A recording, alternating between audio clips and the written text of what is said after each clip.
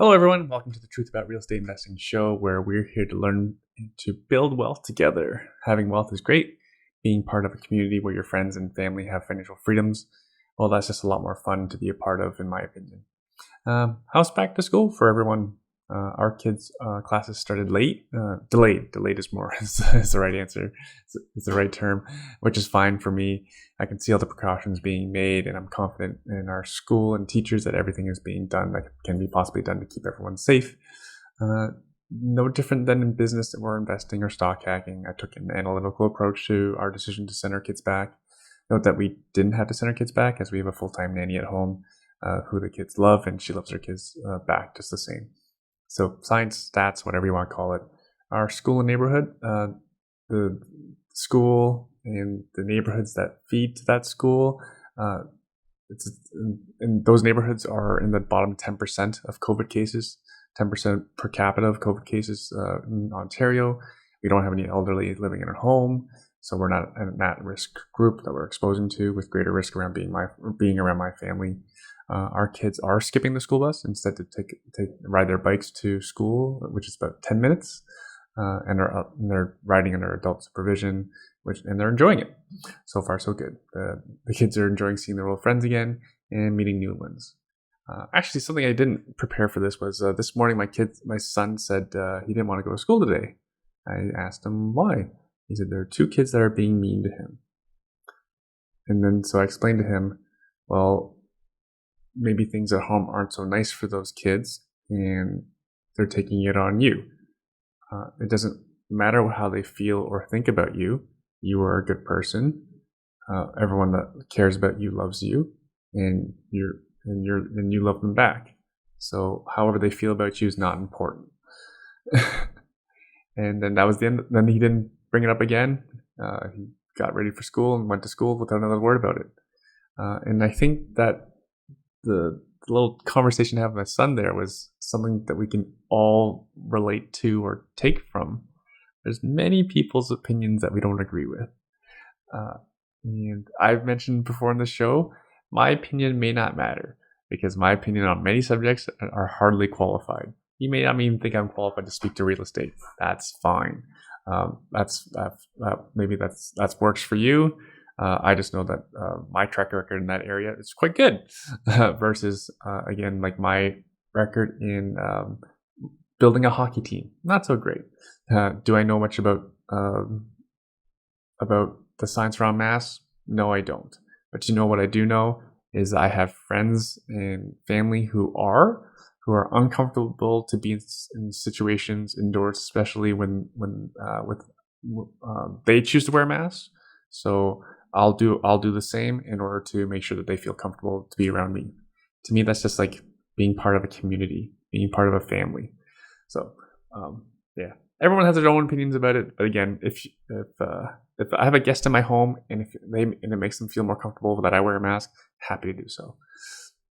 So, anyways, so school's going well. To show appreciation to our teachers and our administration, Jerry and I have sent gift cards to our kids' teachers, our early education administrator. I forget what they're called, what the exact title is. I just call him a teacher. Our school's vice principal, and we received thank you notes. One teacher even stated how the gift cards will be used to purchase class materials. I followed up and asking her and also my other kids' teacher what materials they need, because Cherry and I would be happy to donate some or all of them. To me, it's the least that we can do in giving back after we've had a very successful 6 months in our real estate and our stock hacking investments. The government is pouring in money into the schools for all the added expenses for cleaning, technology, personal protection equipment, etc. As always, I still believe that we as private citizens need to step up and fill gaps when possible, in the classroom or even in our own children's education. Right? Same goes with our charity, the Hamilton Basket Brigade. The need is greater than ever. We have more challenges than ever in hosting an event for these families in need, but we are going to make it happen.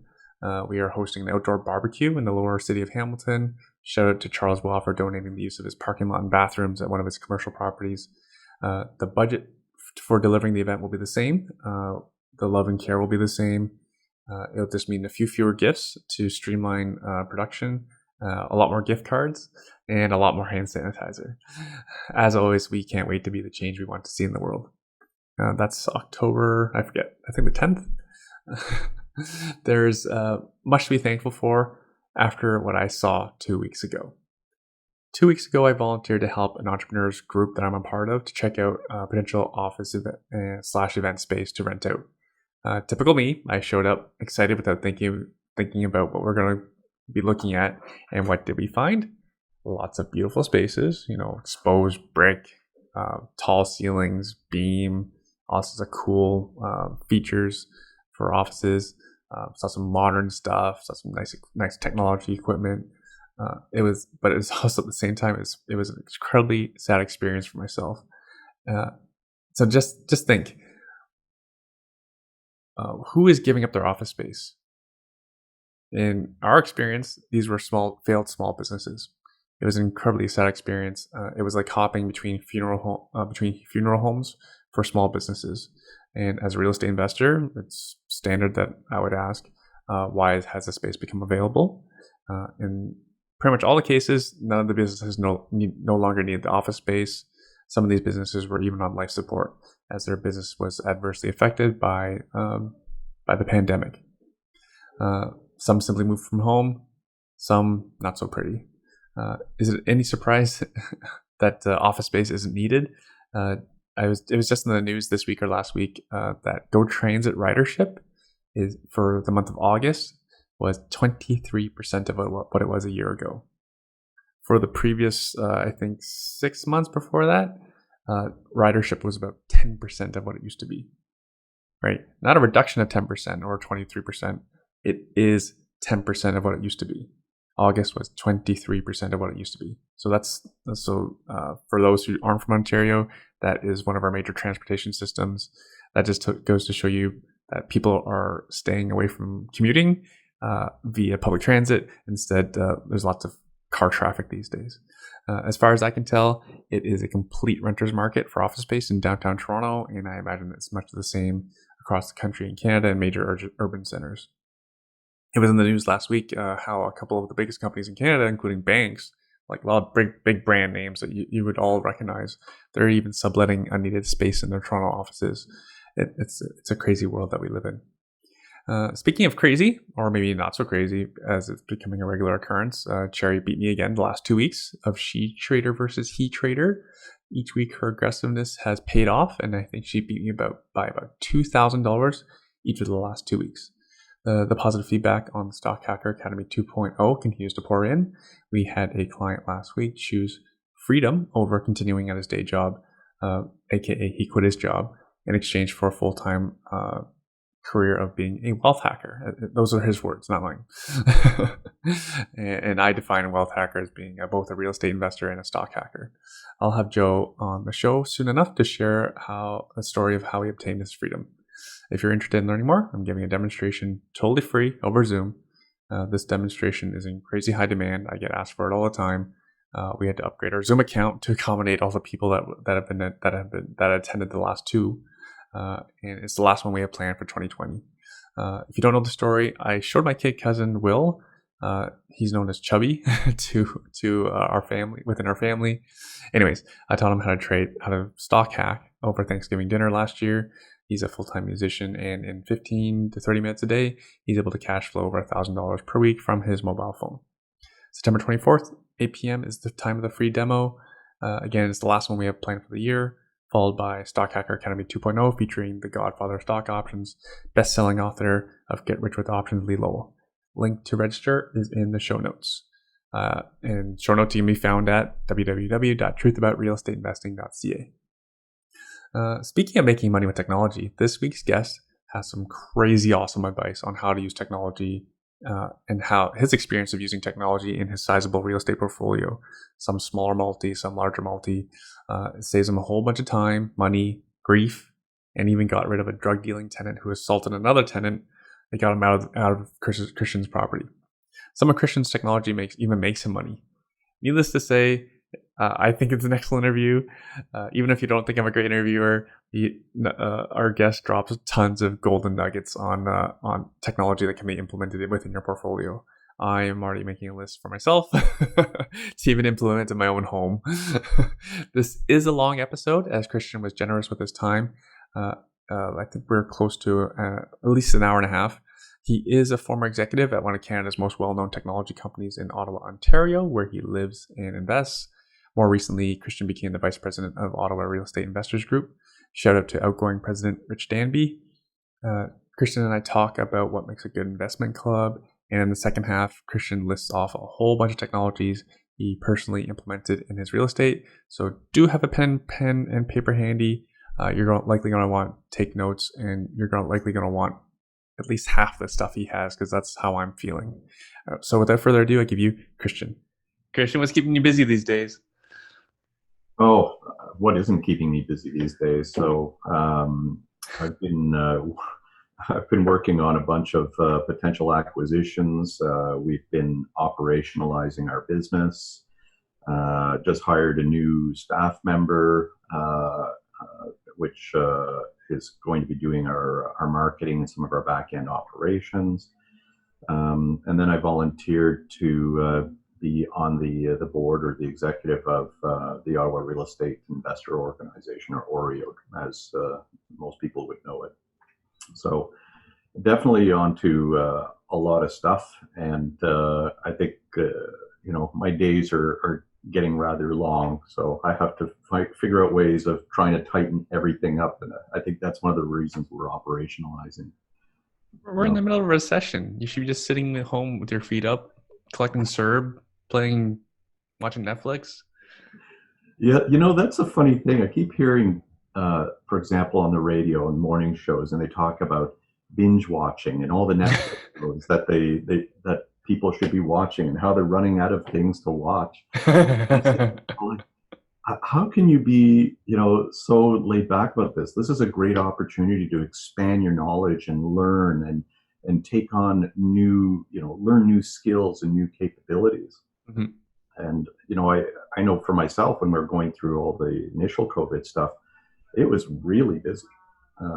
Part of it was all of the, adapting for the current environment, making sure you had all the right procedures, making sure that your tenants were in good shape and following up with them, especially the commercial tenants. So there was a lot of work there. But even on top of that, we didn't know where things were going at the time. And there was a huge amount of uncertainty. So, there was a lot around risk management and the things that we were doing there. And then I was also giving back to the community in terms of talking about things that we were doing and how to manage those kinds of risks in your day-to-day business. So it's it just seems like a blur since what was it, March 13th, I think was when it was all declared and things started shutting down. But yeah, sorry, I just keep going on sometimes and talking too much. That's okay. Well, podcasts don't work unless people talk. And like you're saying, like opportunity, and I know people get mad when we don't talk about real estate, but people don't necessarily have to do real estate.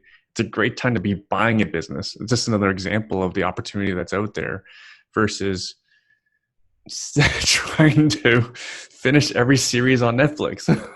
I haven't even started one series on Netflix. Oh, really? I don't know where people find the time. Yeah, I try and sneak in about maybe 1 hour in the evening before I go to bed, to just have something to kind of cool my brain down a bit. Yeah. And then my wife and I usually just watch the news at the end of the day, and that's our final wind up. So. That would wind me up. Yeah, I shouldn't call it wind up. It's more of a wind down. She has a pretty good tendency of falling asleep to the news. So, lucky. Yeah. So congratulations on the Oreo position. I congratulated you when online when that happened, but I haven't spoken to you since. But congratulations. Thanks. Yeah, it's really cool this year.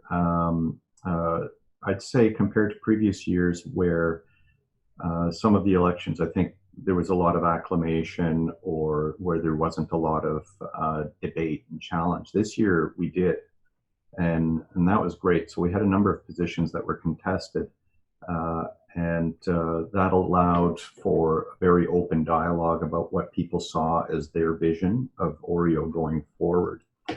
And that I thought that was actually really good to have out there, because even if people have debates against each other, there's good things that come out of it. And so even though someone may have had a platform around X and somebody else had a platform around Y, it doesn't mean that we can't take the aspects of Y or X and bring them together, right, as a mandate for what we need to be doing going forward. So a lot of great ideas were generated. Oreo, as you know, is a very much a volunteer organization. It is built around really just principles of people coming together and sharing their knowledge is ultimately what it's for, and the networking. So there's no commercial interest in Oreo. It is really a not-for-profit type organization, and it's really about people giving back to the community. So some of the things that we're going to be doing this year that is different is we're going to formally organize ourselves. So right now it's more of a club, if you will. So it doesn't have a defined legal entity. And one of the things that was raised by the membership was that they felt that we had gotten to a size now where we need to put some sort of formal structures together. Not just in terms of guidelines and principles, but some sort of legal, setup, maybe a not-for-profit type corporation.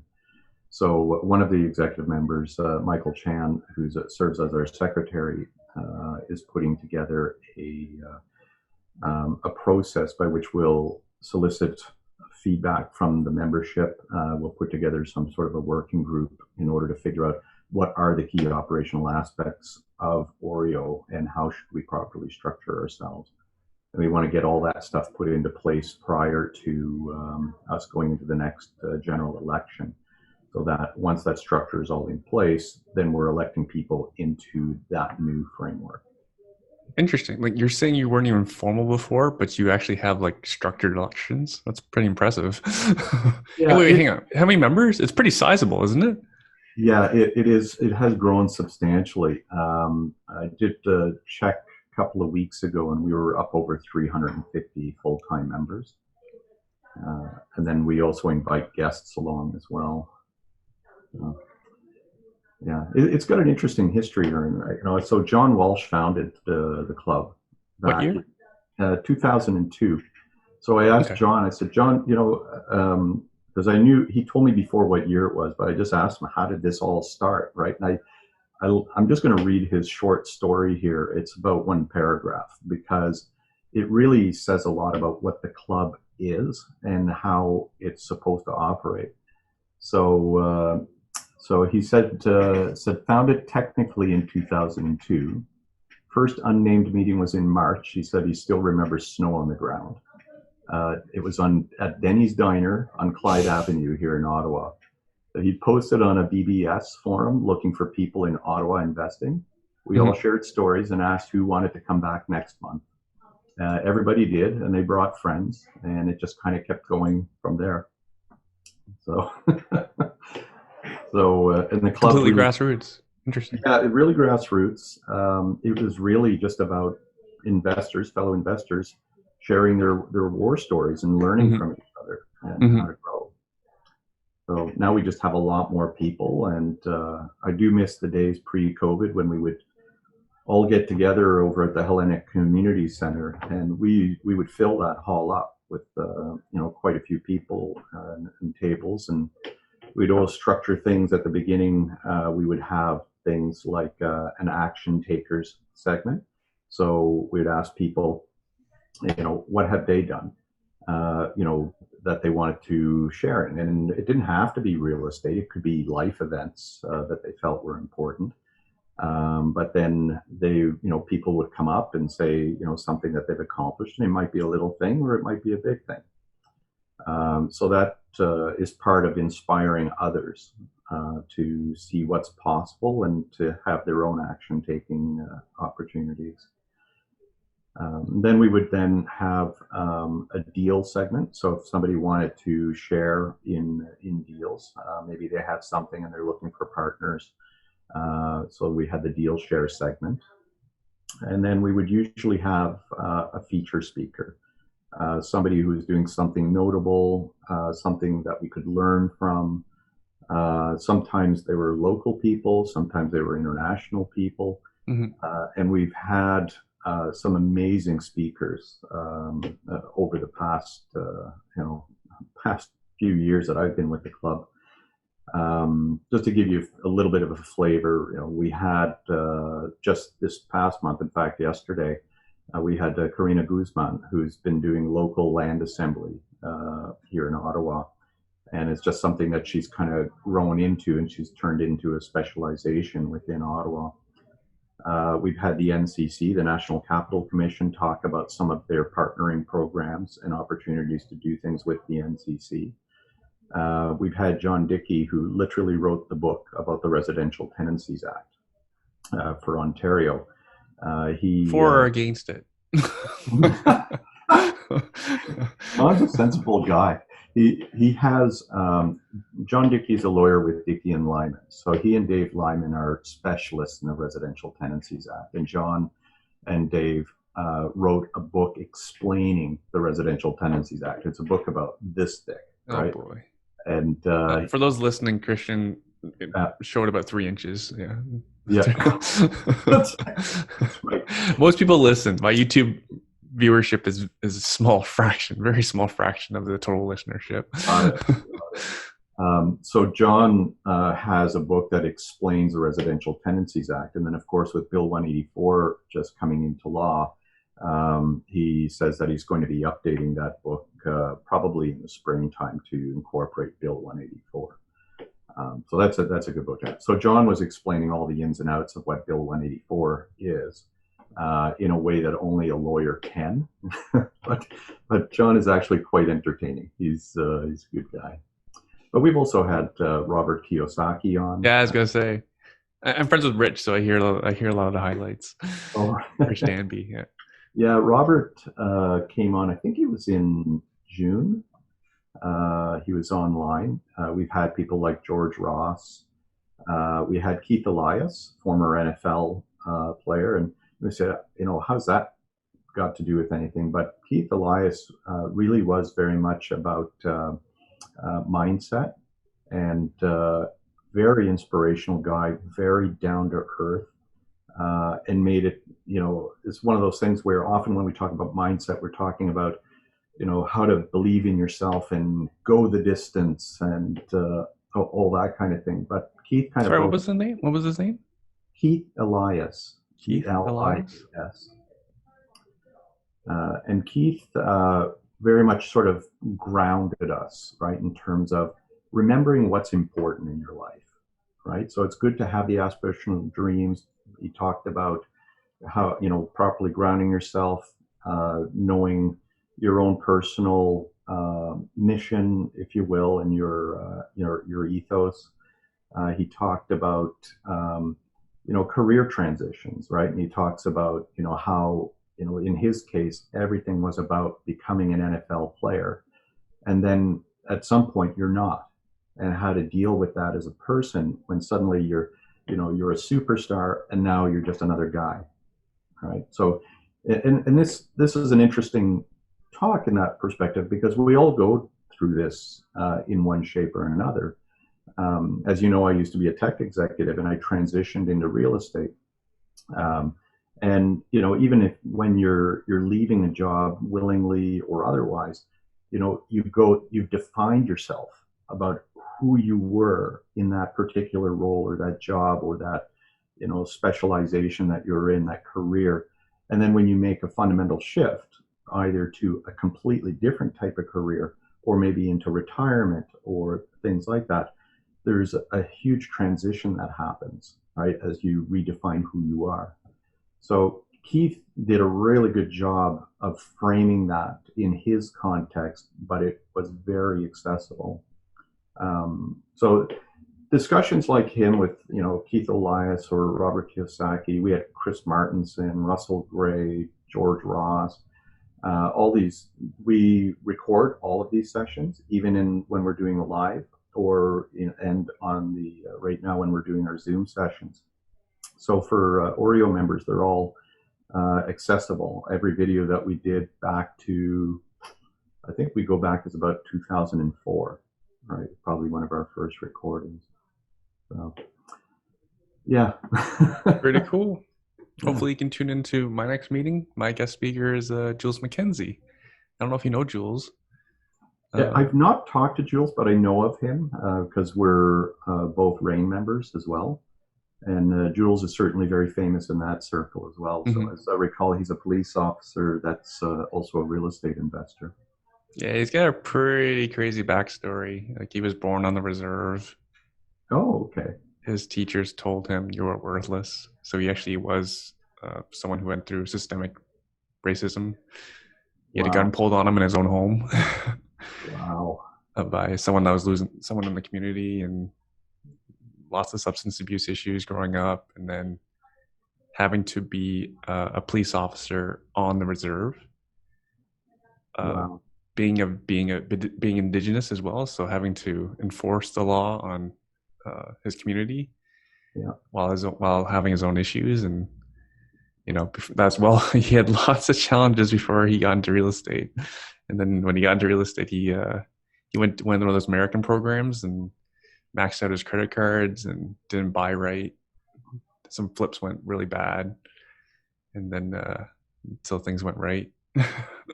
Yeah, it sounds like these are the kinds of things that make him a stronger person as well, right? I expect, again, I only know Jules by reputation, but I understand he's a stand-up guy, and so I'd really look forward to that podcast. I will tune into that for sure. Yeah, no, it's a talk. It's a talk. We're going to host about 20 people in the office, and we'll live stream it as well to our community. But yeah, I just thought of him because of all the issues, all the headlines around systemic racism, police, and all this talk about inequality, and people saying. I posted something on Facebook just the other day about Globe and Mail had in their headline opportunity hoarding. Right? Here's a guy who got dealt the worst hand possible, and he made a pretty good success of himself because he had over 30 properties before, and then he trimmed it down, paid off a bunch of debt. So now he still has, at last check, he has 17 properties, likely with very little leverage. So he's quite well off, and a super nice guy. He came through it. He got through it. Well, that's fantastic. No, I haven't been on social media all that much recently. That's probably wise. Well, I go through bits and spurts of it, right? But it's just recently I've just been so busy. I'll tune in, for the occasional thing, but mostly I just haven't had time for it at all. So before we move on, one more thing about groups. What makes a good group? For example, a lot of people that are listening are interested in either starting groups or just joining an existing group. What makes a good group? Because you belong to a couple. Yeah, I do. Formally I belong obviously to Oreo. I'm also a member of RAIN, and I like the research work that they do there. I certainly participate in a variety of other groups. From time to time, there's a real, wide variety of groups out there with different, value that they bring and different motivations that they bring. A lot of groups are commercially driven in some way. RAIN is very obvious because you pay a membership to be part of it, and you get a value associated with that membership, but it is a profit organization, and I'm fine with that because I get the value that I want. It's great, and I also find that in general it has it's a high integrity organization. I enjoy the people that I'm dealing with there, whether it's the members or the staff that are part of RAIN. And they teach a lot of good stuff. Some other organizations are uh, less obviously commercial. So, sometimes when things are free, you have to ask yourself, okay, well, what's the backstory here, and why are these people doing it for free? Sometimes it's perfectly, you know, good in the sense that it's simply people giving back. In other cases, it's organizations that are really just kind of a front for a back commercial operation, where this is just part of their marketing or their advertising. Um, and sometimes, that is a bit, uh, a way of collecting people to fundamentally move their business forward. In other cases, they're doing it, even though it's a marketing aspect of it, they're providing good, valuable content. So I don't necessarily have any problem with that. The Oreo scenario, and one of the reasons that I chose to step up to be on the executive here is there's no commercial pretense to this. It's simply members taking turns to be on the executive, in order to be able to give back to the overall community, to help other new investors who are really just beginning, to have a hand up, in terms of what they need to learn, and helping them get connected with other real estate people at different skill levels. Mhm. Um, I remember the first time I joined Oreo and went to a member meeting, I was a bit lost, right? It was, even though I was already doing real estate investing, it was a large group of people, but they welcomed you very quickly, right? And you start to compare notes about what you were doing, and you got to start networking with people. And then the presentations that were being given by Oreo helped educate me on things I hadn't even considered. New tactics, new strategies, what other people were doing, what issues they came across, and how they overcame those issues. And one of the things that I really liked was that these were very accessible people. You could talk to them after.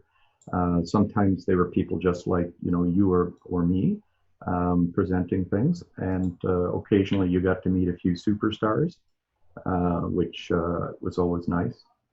And then, because we effectively just run it as a club, or effectively like a not-for-profit, we do have a membership dues, but that is purely to cover our costs.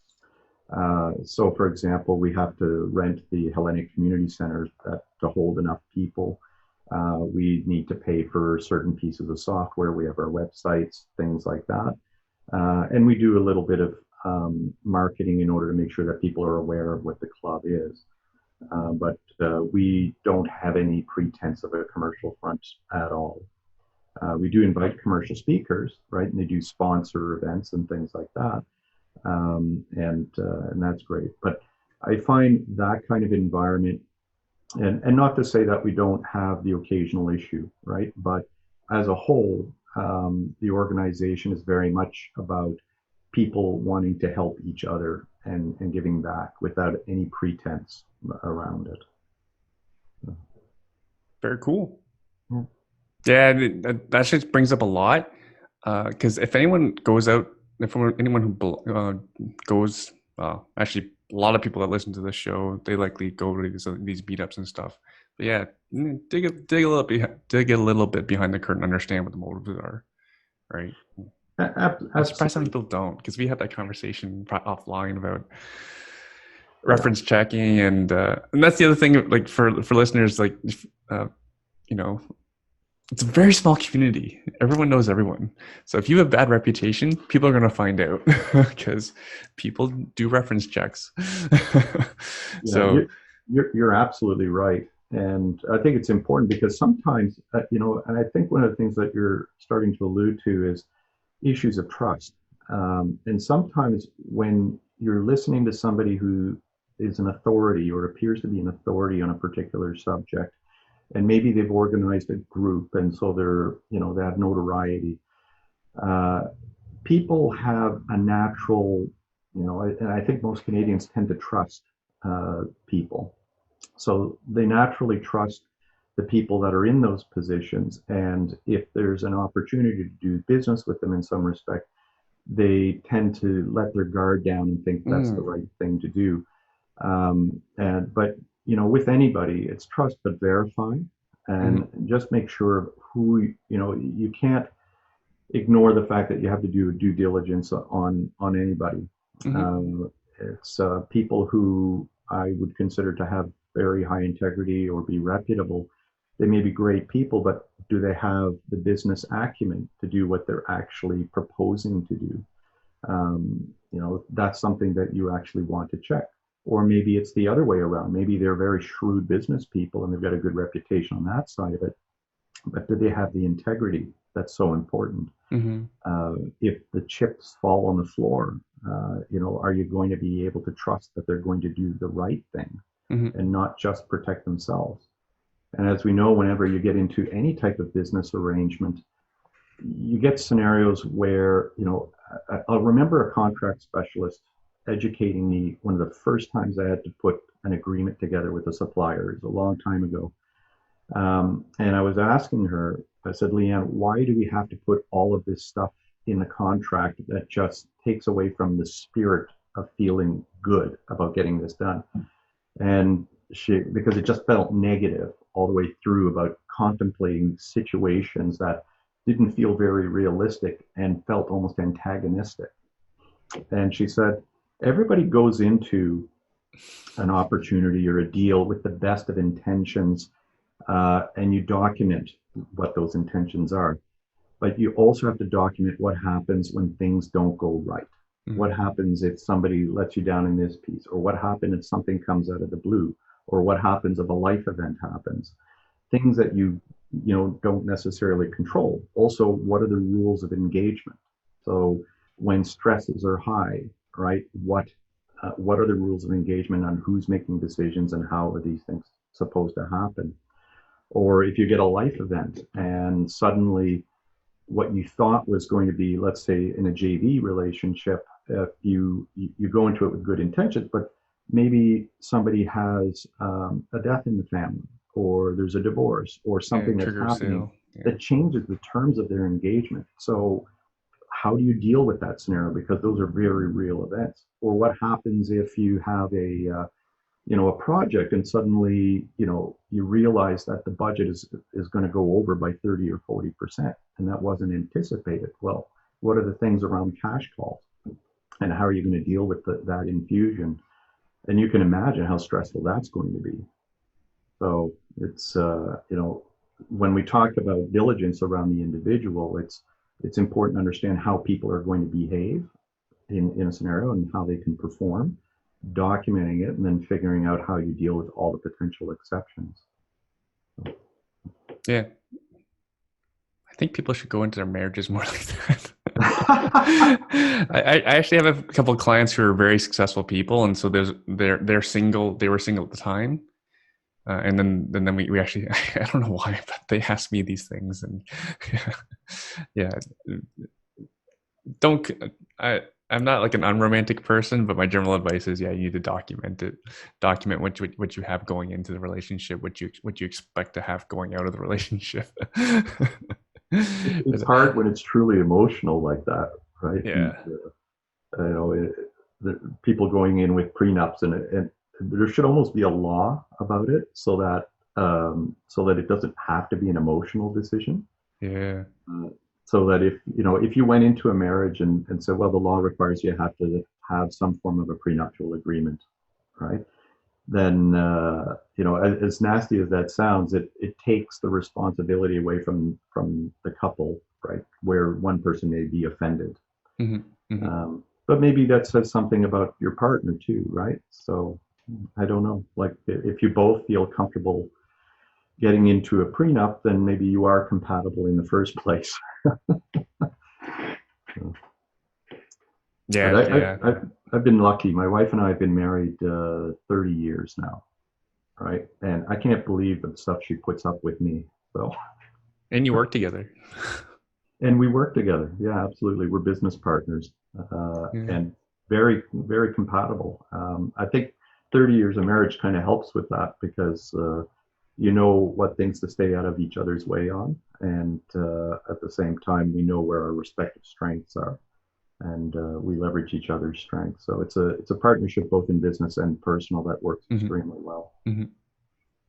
Quick story, because our discussion jogged my memory on this one. I don't think I've ever shared this on the show. I recall being, because I've been around for a little bit. I remember back in about 2010 when things kind of went sideways in real estate. This person was presenting like all over the place on how Mm-hmm. to joint venture, did joint ventures with several members within that network, like several of them, and and he also used the very the endorsed lawyer of that group. So he used the same lawyer, and then when the market went down a bit, everything all hell broke loose.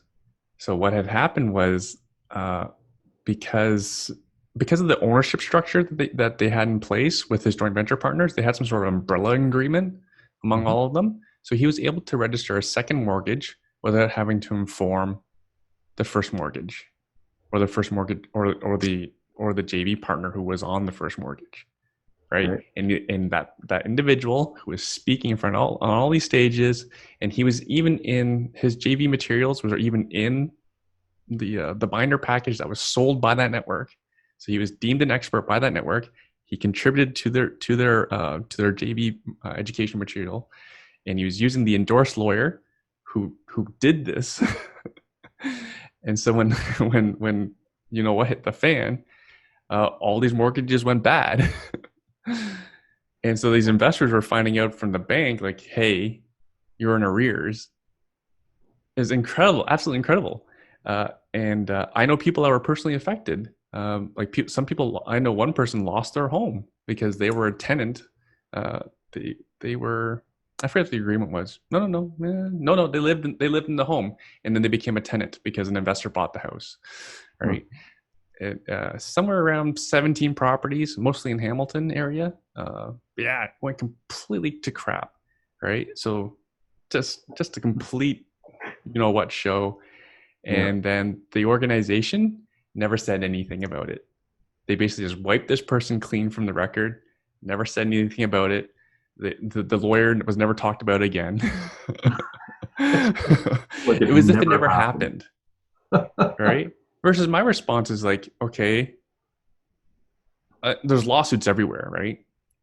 I even found it from friends, like they even put a note on their door. The person that was responsible for all their problems, that he even put a note on the door, like, you know, don't even bother knocking, contact my lawyer type thing. There's a different lawyer.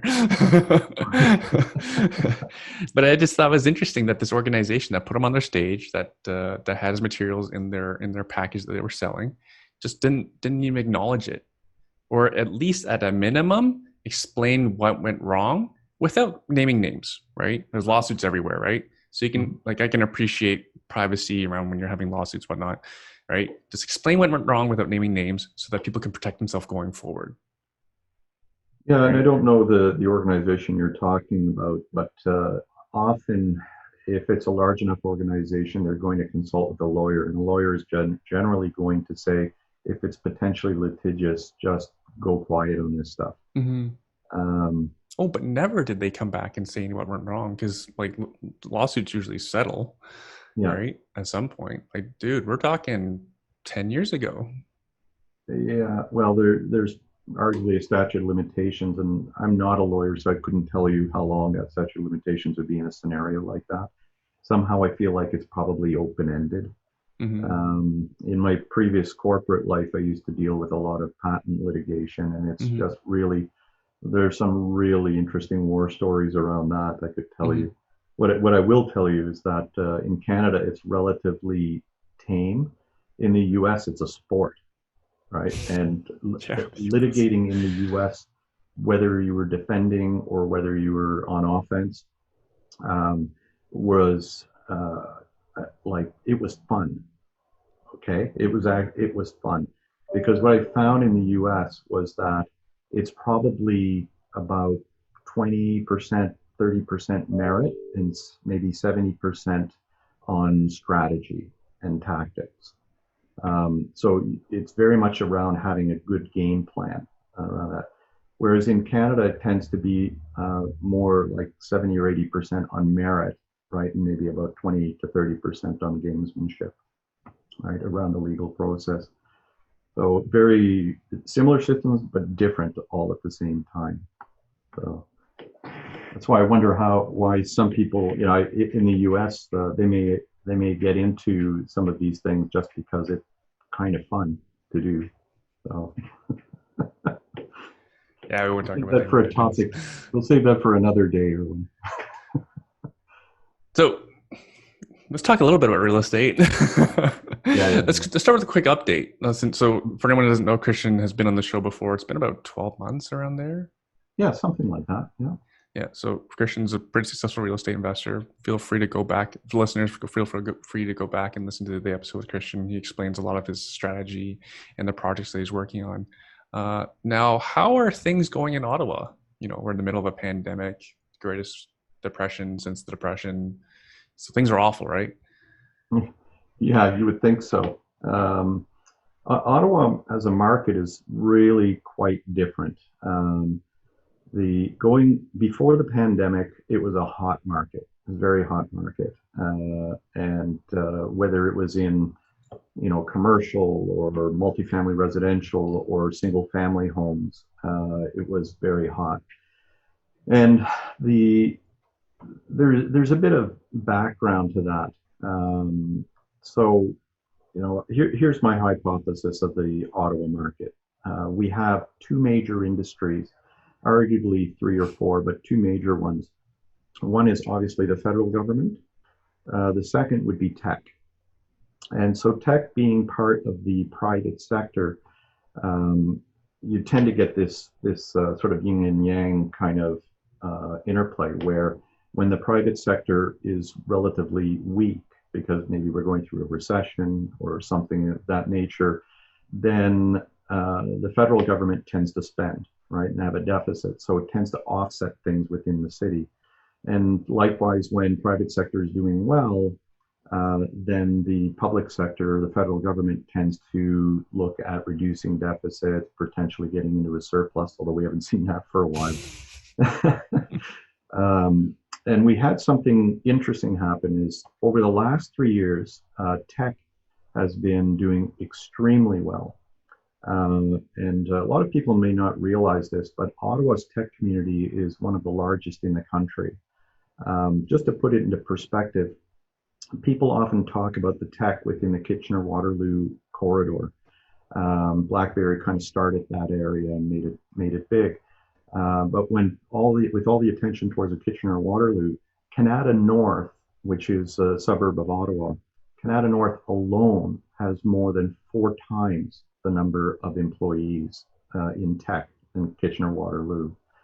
And that doesn't include Shopify. Shopify is downtown in Ottawa. And then we've got tech in the East End as well, but a lot on the West End.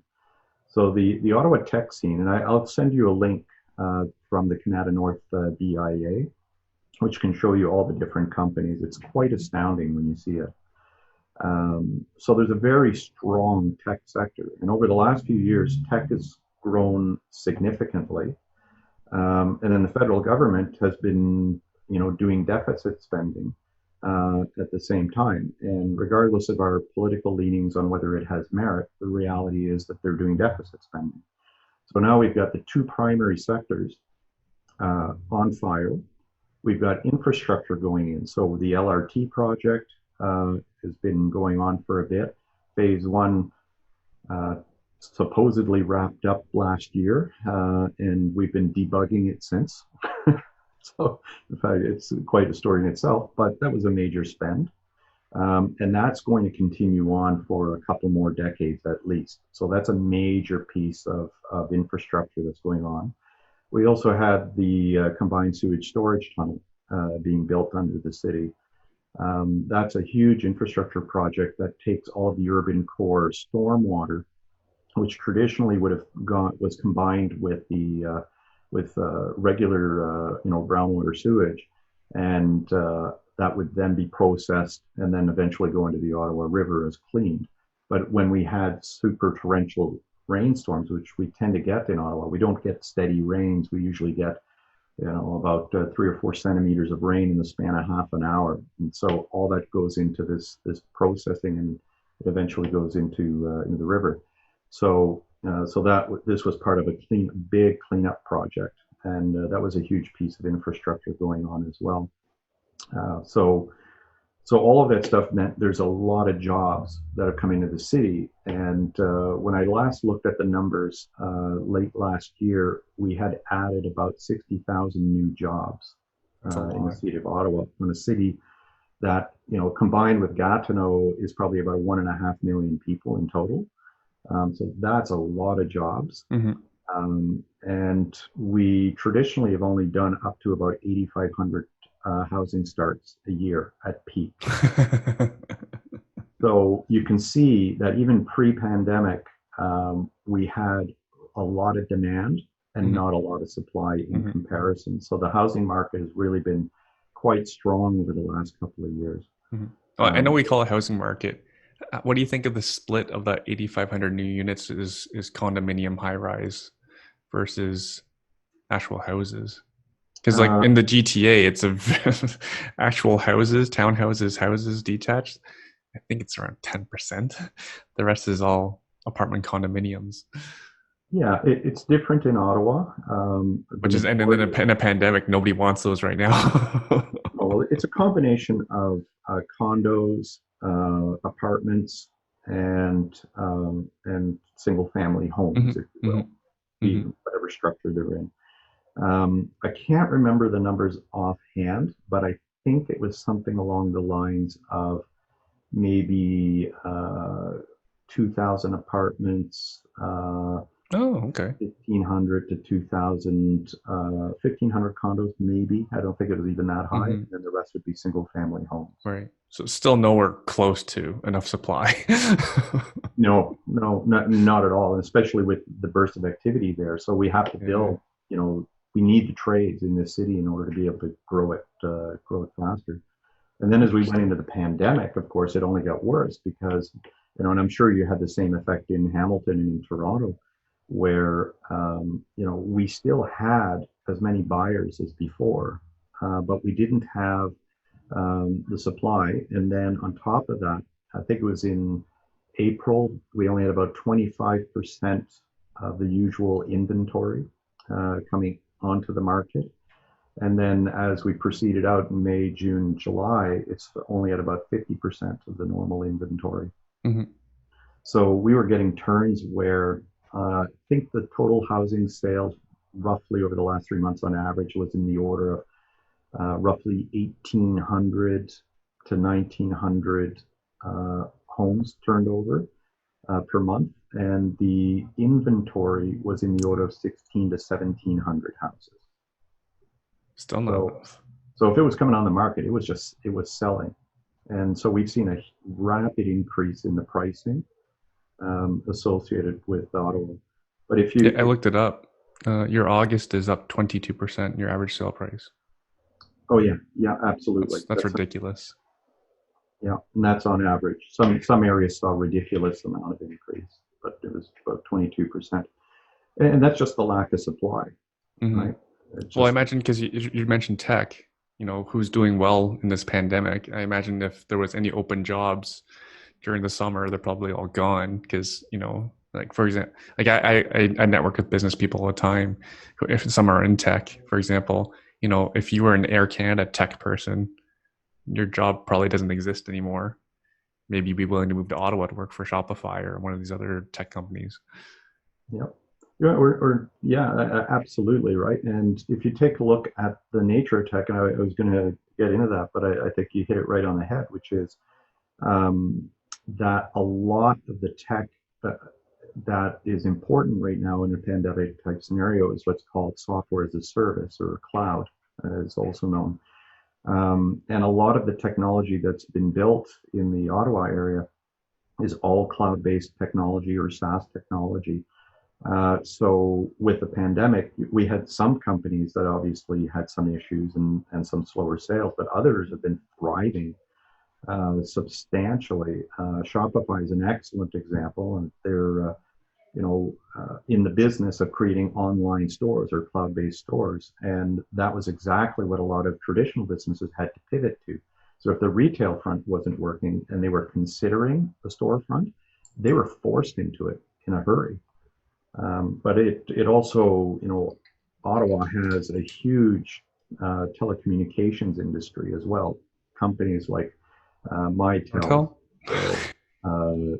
What was that? Nortel? I'm Yeah, kidding. well, yeah. Well, when Nortel exploded, it's like a grenade. It kind of splintered, and you ended up with all of these other new companies starting up. So while there was a bit of an issue after Nortel collapsed, it generated a whole bunch of new businesses that started from the ground up. And so kind of like weeds, if you will, you might start with one, but Mhm, now there's a mhm. whole bunch of them that came off the mothership. But you've got telecom companies like Mytel, Cisco, Nokia, and so on, right? Ericsson, so they're all in this industry, and a lot of that industry converted to cloud-based technology. Well, now that we're in this pandemic scenario and everybody's working from home, there's a huge demand for those kinds of technologies. I mean, look at how Zoom did, right? They're not Ottawa based, but they did phenomenally well, right? But there's other companies that have been doing very well as well. So tech has been doing particularly well through the pandemic, and Mhm. as we know, the federal government, right, has been spending at levels that I would consider to be in the nosebleed territory. Right? I don't think of anything. Historic, Well, it's historic just spending. unbelievable, right? So Ottawa is going to benefit from that kind of money coming out for sure. Mhm. So in case the listeners like wondering where we're going with this, if you didn't like, Christian's dropped some great knowledge. Like if you're looking for a market to enter, maybe look for a tech market, right? Even if you don't live near Ottawa, you don't want to go to Ottawa. I just happened to Google um, Waterloo is also up 21% on average for their real estate prices in August. Yeah. Hamilton's up 20%. Even though I don't consider us to have a big tech scene, but it's been a good year for real estate investors in the middle of the Great Depression. Well, I think part of the story there too is that when we're talking about Ottawa, is that it's a relatively diverse economy with economies that work in opposite cycles. And I think that's a valuable understanding. And that's why sometimes people say, oh, Ottawa's a boring investment town. You'd get these spurts roughly every 15 to 20 years where you'd have a massive increase like what we're seeing now. But in between, it'll be typically, it was very modest growth. Hard to say that, whether the boring nature is going to be the case going forward. It doesn't feel like it, but it is a resilient town. Mm-hmm. And to my knowledge, the number of times that the market has gone negative in Ottawa is probably 3 times in 50 years. Hmm. Right? That's easy enough to verify, right? But that's my recollection. It's never really had many downturns. Who doesn't like boring investing? People like exciting investing. There's a friend of mine, and I know you know Bruce Firestone, but Bruce likes to say, he said, real estate is a get rich slow scheme. And I think that's really quite accurate. A lot of people come into this business thinking that they're going to be wealthy within a few years. And there's some people who've done it. Some people done really well. Some people have done it well, right? But in general, it's very much about pacing yourself. Yeah, yeah. For the beginner who's been like watching a home HGTV at home, like they have yeah, it's wrong. Whatever they think is right is not right. Whatever they think is reality is not reality. They call it reality TV. It ain't reality. Whatever they learn on HGTV on investing. Yeah. I don't know if you wanted to switch to some of the tech stuff now, since we were Eventually, talking about I tech. guess we spent a lot of time on everything else. Well, that's the thing. You and So I it's not get the to only do. reason why I wanted to have you on the show, but you were the first person I could think of who uses a lot of tech to streamline their real estate business. And I'm sure many people are interested in doing that, especially in the pandemic. You know, people want to limit people having to go in and out of properties. You know, I just had a tenant complain about someone having our handyman having to go in and, well, actually, no, we had some work done. We had to install an air conditioner. She's mad. We went into the house, and then the mom freaked out. Was everyone wearing masks? I'm like, oh boy. So I can't. I know you can't automate installing an air conditioner, but what can you automate? Oh, it's amazing. And when you were asking me the question, I said, I should kind of write down a list of the things that we're using. I kind of broke it down into back office and stuff that we're doing on the properties. And I was quite surprised how long the list it actually is. You So, should you should give your first talk to my group. How's that? I'll let you bait it on my people when you give the full presentation. I'd be happy to.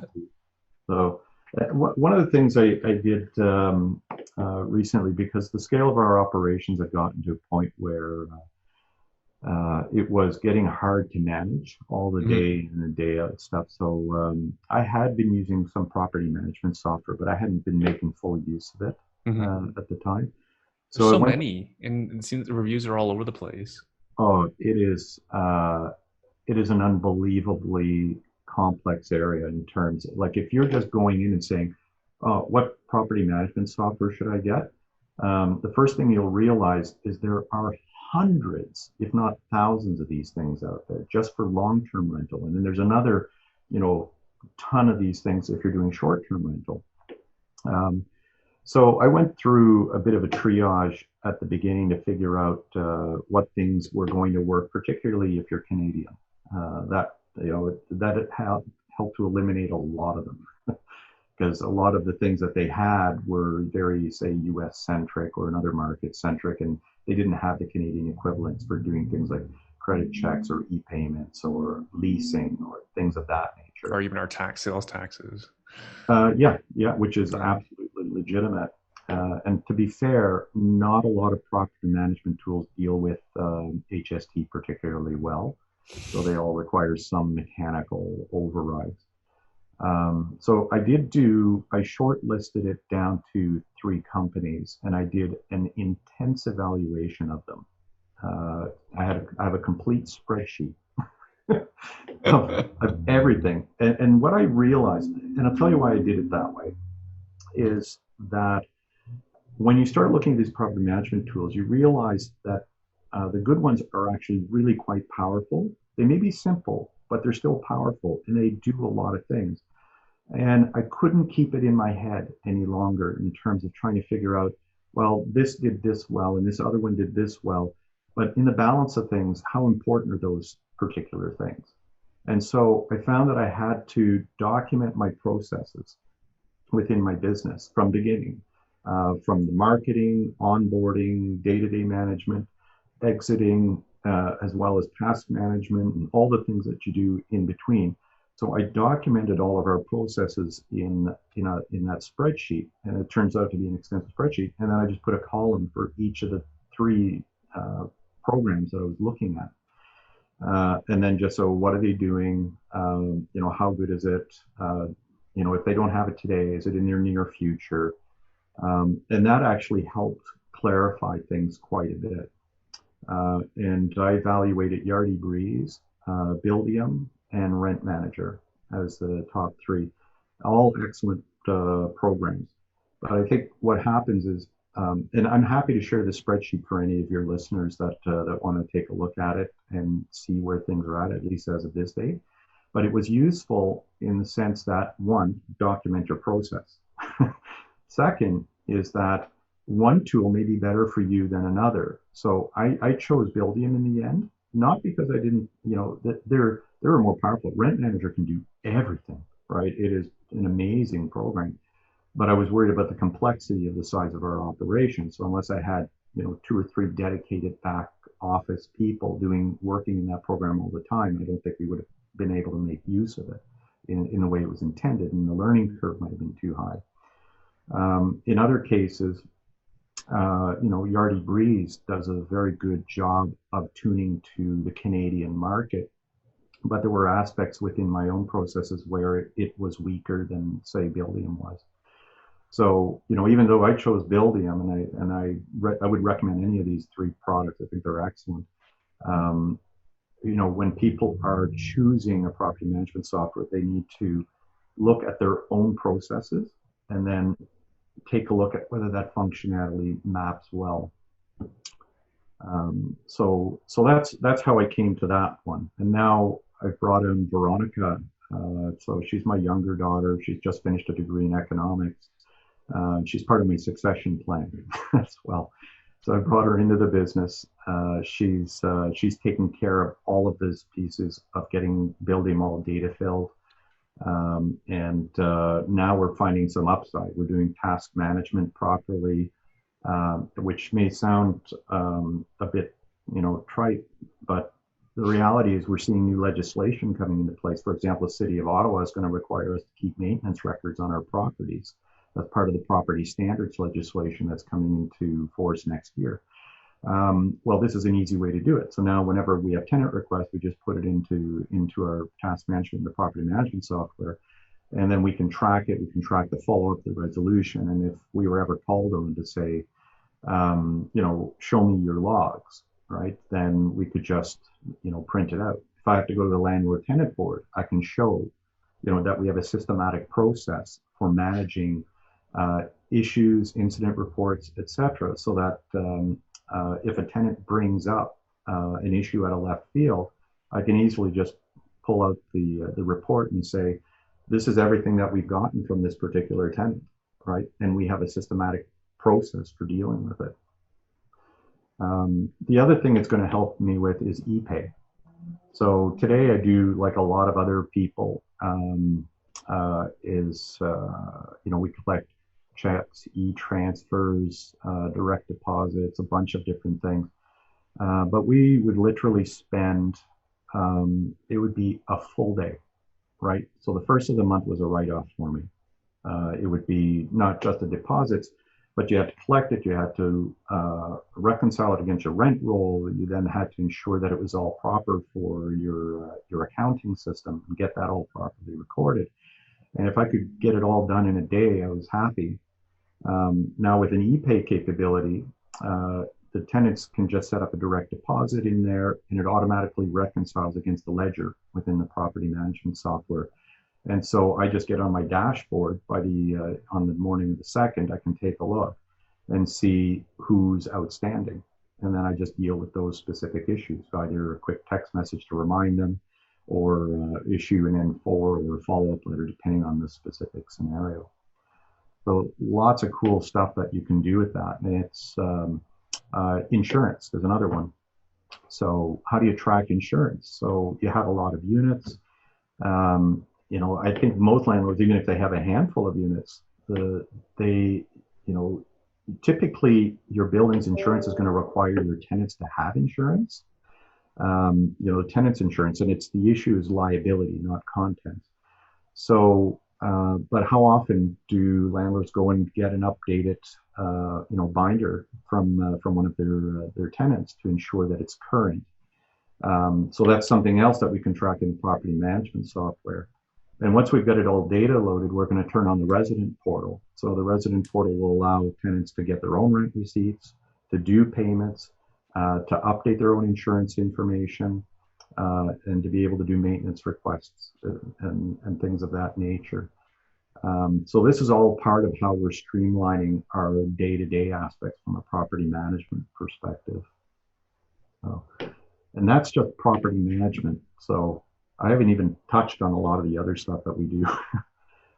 How long you got?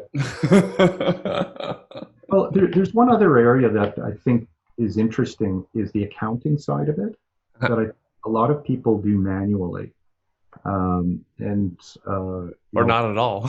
Oh, yeah. And I'm sure Terry could tell you stories, right? So, tales from the trenches. But it's one of the things that we did a long time ago is we went to QuickBooks Online. So remember what I was talking about cloud technology or SaaS technology? Is that a choice of going to one of a variety of accounting packages? And I could have done a traditional QuickBooks desktop because it's very powerful, but I knew that with cloud technology that QuickBooks Online is where they're ultimately headed. So if that's where they're going, I might as well start there. And since we were starting from scratch, I didn't have a lot of legacy process to bring with me. I could kind of build it in the construct of QuickBooks. So that turned out to be a good foundation because they have a good philosophy. The premise around any cloud technology is building ecosystems where different cloud services can interwork together. And what QuickBooks has done is they've integrated with a number of other players out there. So, for example, Receipt Bank and HubDoc are two other tools that I use. Yeah, I know. I love HubDoc. Yeah, it's not without its issues, but it really is very good in terms of collecting your bank statements and some of the invoices. And Receipt Bank is probably the best one out there in terms of capturing field receipts. And they introduced a fetch function that's meant to compete with HubDoc, right? But it pulls invoices from your suppliers. So I use both. So I use HubDoc for statements and I use Receipt Bank for receipts. And then they both, my bookkeeper sees that information and then it feeds it into QuickBooks and streamlines the whole process. So we very quickly moved off of paper-based solution. And I used to have stacks of boxes with all their different little compartments for different buildings. And now it's all electronic. They make searching for invoices or receipts really simple. Mm-hmm. So that area is another piece that I highly recommend people to look at those kinds of technologies. It really will save you time. Right. For the real estate investor that's listening that hasn't started in real estate, I'm sure this sounds really boring. For the real estate investors that have like 5 or more properties and are drowning in receipts, I'm sure you appreciate this advice. And properties have a lot of receipts, as you know. Tons. Yeah, there's a lot. And they're expensive. It's not like keeping a property is cheap. No, exactly. It wouldn't be unusual for a property to have between 500 and 1,000 transactions a year, easy. Right. So, and if you're doing renovations, right, you got all those. Yeah, like a big reno. Yeah, exactly. It adds up really fast. Yeah, and you have staff that have your credit card, and like now you're relying on someone else to keep receipts. Yeah, it's so true. But there's things like mileage trackers, inspection tools as well. So if you're doing move in and move out inspections. So you use something besides Buildium for inspections? Yeah. So Buildium integrates with Happy Inspector, right, from Happy Code. So it's an additional $40, and it's actually quite a deal if you get it through Buildium, because normally Happy Inspector is, I think, $400 a month if you buy it outside of Buildium. But it's a pretty comprehensive inspection tool, move in, move out inspection tool. But a cheap and friendly one that I've recommended to people is iAuditor. That one, if you're just doing maybe I think it's 5 inspections a month, it's free. And if you're doing more than that, I think their subscription prices are actually quite reasonable. Yeah, and again, for the beginner investor, this stuff is important in case you ever have to go to LTB or small claims. Yeah, and we're just transitioning to online inspections. We use a paper-based form to date, and then what we would do is scan it in, and then we'd load it up into our property management tool, so that we'd have a record there. And then a really good tip that I clicked in from Homestead. They have a move-out process, which I really like. And I discovered it because one of my daughters was in a homestead property in Kingston. So when you give your notice of termination, they go in and do a pre-move-out inspection. It's usually at the time that just shortly after you give your notice. And they have a form where they go and pre-inspect, and they basically say, if you do the following things, we noticed this, and this, and here's the price tag if we have to remediate it. Okay? But if you do it, right, then there's no fee. And I thought it was really cool because now you're telling people, look, we're happy to do all this for you, but you're going to have to pay us to do it. Or you can avoid these charges and do it yourself and make sure that the move out is super clean. And we, since we incorporated that process, I would say that over 90% of the time, the apartments are returned in an excellent condition, and we have a minor amount of work to do. So it's ended up saving us quite a lot of money in turnover costs. What's that called? Uh, well, it's not. It's just our move out inspection, right? And I just modeled it after what Homestead was doing. I just liked what their process was. What about move-in inspection? Because that's come up a couple times. I forget from where, probably on social media and just among my own clientele, where tenants happen to always think, however they left it, like as in they left it, that's how you gave it to them, which is usually not the case. Because we usually give our properties to our tenants like in pristine condition. The cleaner's been just left, paid lots of money for the cleaner, as I always do, and they don't always leave it that way. So what do you do for move in? Same Yeah, thing? move in. We were doing it paper based, and so the thing that I like about going to an online solution is you can take photos easily integrated in. So we used to take photos of things that were potential issues or acknowledgments, and then we would keep that in our records, our online records. But now with a lot of the online inspection tools, you can do your inspection report, and when you see a particular issue, you can take a photo, and it's tied in with that inspection report at the same time. So when you're doing a move-in, you do a walkthrough maybe with the tenant, and if the tenant's pointing out certain things, you can take a photo so you have a record of it. If there are things you care about, such as the appliance conditions or things of that nature, you'll take photos of that so that it's clear when they moved in what it looks like. So that when you do the move out, if suddenly there's major dents in the door or there's some other issues, you can show them the picture from before and say, well, this is what it looked like when you moved in, Yeah. right? This is what it looks like now. Right? So that's not normal wear and tear. Often with pets, usually dogs. Like, oh no, it's like that. No, no one ever had a dog here before. You see all these scratch marks on the walls and shoe marks in the trim, and That's right. yeah, Yeah. you that wasn't like that before. Yeah, so that's on the move in and move out inspection. The other thing I'd recommend is people getting a password manager. I won't tell you which one I'm using, right? But the just for security reasons. But password, I trust you, Erwin, but people Your can never passwords go. let me in, or it's People never get God. password manager. The only thing they need after that is to figure out their master password, right? But it's a good way to, because otherwise people write down all their passwords, and that's makes things rather insecure. We've also gone to e-leasing as well. So we don't do any paper-based stuff anymore. I send everything through. I was doing Adobe eSign before, and Buildium has that incorporated in their stuff. So now we can do online leasing directly from Buildium. So we can take an online application, that stuff automatically populates the prospect database, and then I can use that information to populate the lease and send the lease out for e-signature, and then that gets tied back to the tenant profile within Buildium itself. So there's a whole piece there that get done.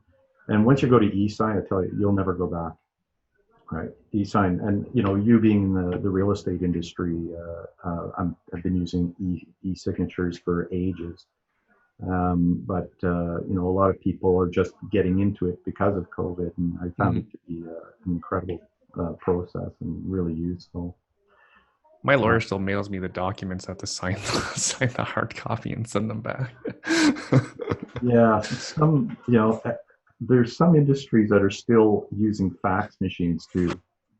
uh, and it drives me bananas. One of those industries is called a landlord-tenant board. Right. So you can go ahead and do an e-signature on a bunch of stuff, and you can get stuff signed off by a tenant. But when you have to file, say, an L3 application, which is if a tenant issues you a notice of termination, an N9, or you do a mutual termination, an N11, sometimes just to be sure that everything is going to go well, you also file a L3 application in the landlord tenant board. But you have to do that either by delivering it in person, which is a no-no right now, or you can mail it through Canada Post, or you can fax it in. Those are the three options. So I don't have a fax machine, Erwin. So I get my paralegal to fax it in because he still has one because of the landline. I used to use eFax for the longest time. I canceled it a few years ago because faxes are so out now. Yeah. I was still faxing deals when I was a newer real estate agent. Yeah, I was using eFax though, so again, it was all electronic for me, but it would go to a fax machine on the other side, or they would fax me something and it would come to me digitally. Oh yeah, no, absolutely. So I won't get into the short-term rental stuff. Sorry, I've got a list. So I'm glad you prepared it because it'll be a nice presentation when you come. Well, I guess we'll have to zoom you in, unless you want to come down to Oakville. absolutely, some of the stuff that we're doing on property too, because one of the things that goes hand in hand with software as a service and cloud services is what is coined as Internet of Things or IoT, right? And these are really just kind of smart devices that sit within, say, your property and do a variety of things. So, we have automated lighting controls on our buildings, which both we use as accent lighting, but it allows us to do conservation. We have smart thermostats in most of our buildings, especially our commercial offices, because that way you can adjust the heating based on actual occupancy, and that saves the CAM charges of the utility chargebacks back to tenants. And for our own buildings, we use aspects of that as well, because the nice thing about doing things like that is when you're dealing with multi-unit residential buildings or commercial buildings, as you know, the valuation of the building is based on the net operating income. And there are really kind of two major levers for optimizing that net operating income. One is the revenue line, right? And the other is the expense line. And on the revenue line, that's actually the simplest one. It's the easiest one to manipulate because, while you have to be sensitive to market, there's all kinds of highest and best use things that you can look at in order to generate new types of revenue and expand your NOI. And some of those tie in with the technology. So we offer internet services or TV packages and things like that. So that can affect the revenue line. But then on the expense line, there's lots of things you can do. If you can optimize your heating costs, your lighting and electrical costs, things of that nature, or even reduce your insurance premiums, maybe because you have water sensors or leak detectors or water flow detectors, then that may have a moderating effect on your insurance premiums. And all of that stuff helps to expand your NOI. And as you expand your NOI, it's a function of NOI and cap rate. So cap rate in Ottawa is nominally 4.5% to 5%. So if I can save $1, right, and expand my net operating income by $1, I've increased the value of my building by $20. Right, so it can't be underestimated in terms of the value of that of what you do there. But we do a ton of stuff in that stuff. We've got smart locks in place. We've got smart thermostats. We do mostly Honeywell for a lot of our properties. Ecobee is another great solution, especially if you're just doing a centrally heated duplex or triplex. Ecobee has remote sensors that you can use so that you can kind of see what the average temperature is and control it. I love their tagline. When I first saw it, it made me laugh. It was as a smart thermostat, because they have these sensors that you can deploy. They said their tagline, I believe, was for homes that have more than one room. I thought it was brilliant. So Uh, how does that compensate in the situation? Well, okay, so most properties have, let's take a simple property. There's one furnace, say there's three bedrooms. How does it actually control the temperature between, like, how can it keep it consistent between different rooms? Well, it doesn't. What it does, it's just a thermostat. So Hmm. there's other mechanisms that you could use, Hmm. such as baffles and automated baffles if you wanted to do Hmm. that. But the thermostat itself, the Ecobee, really just sets temperature based on an average that you want. And so the fact that it has these other sensors, it can tell whether one part of the house is cooler or not, and whether or not it needs to adjust the average up. But it also gives you data. So if you can see actively that one unit is typically colder than another one, then it allows you an opportunity to Mm, investigate, right. determine whether or not you need to balance your registers, or whether maybe there's a tenant that just leaves his windows open all the time. That's one way that you can manage it. My buildings tend to be a bit bigger than that, so we tend to focus more on a Honeywell system, which allows for remote management. So I can easily see what's going on at every one of my buildings. I have a web-based dashboard and a phone app as well that can show me what's going on. I can control the systems. It also allows me to delegate Hmm. some of the thermostats. So if I have a thermostat with a particular tenant, I can Hmm. delegate to that particular tenant to give Oh, them so otherwise your tenants don't control the temperature for the most part? control.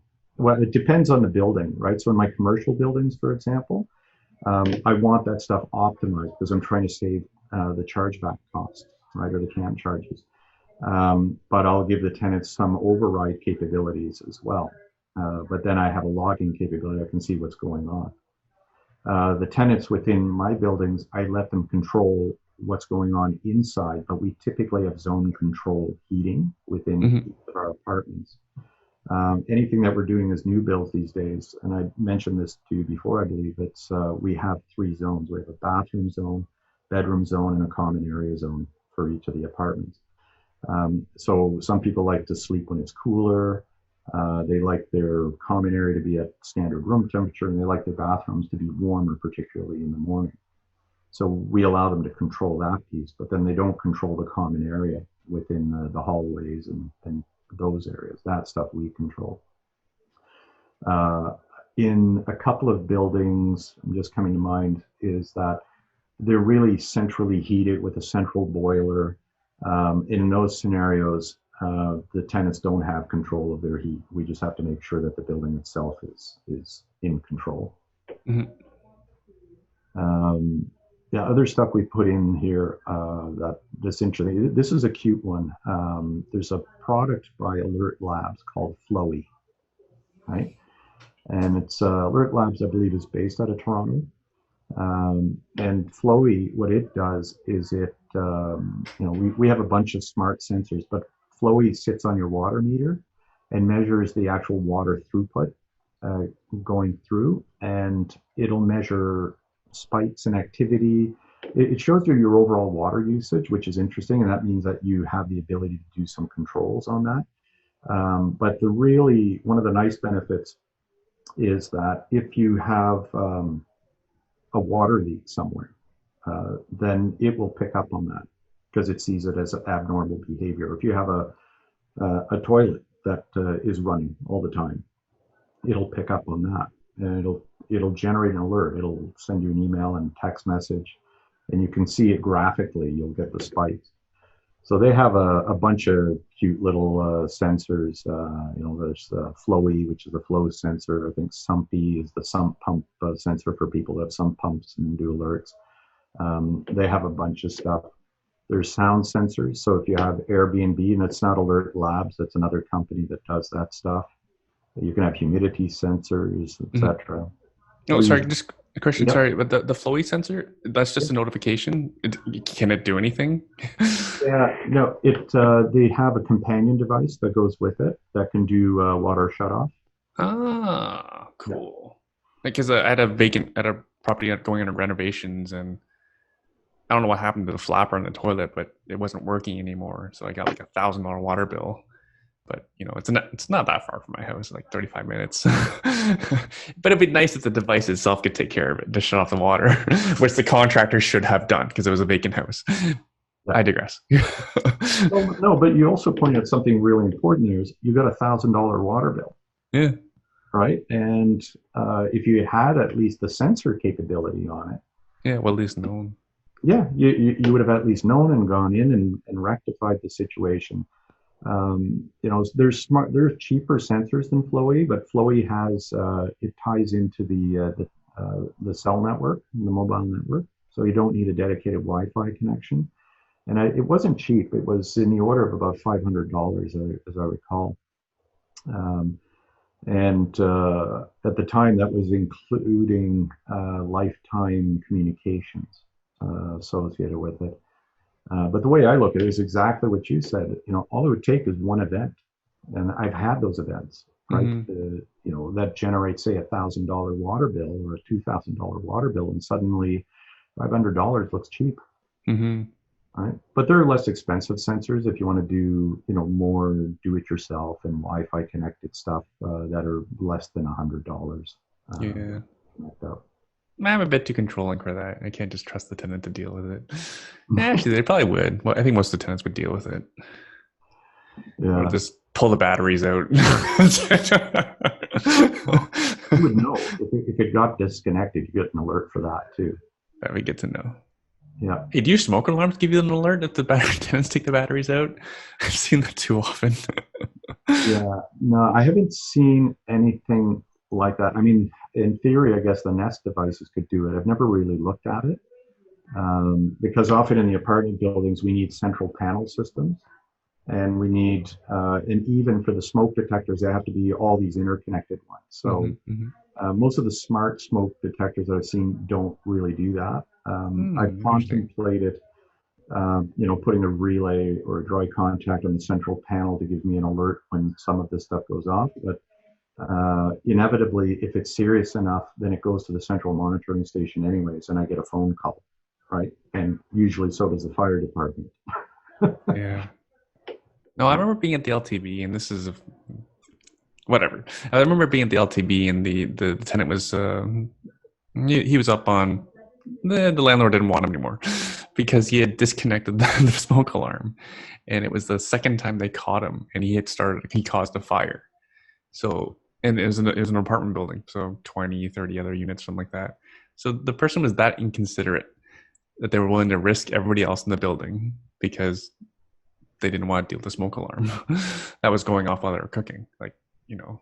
And then the LTB ruled in his favor. You promise not to do this again? I know you already did it twice. He's like, I promise not to do it again. Okay, we waive all the charges. You can stay.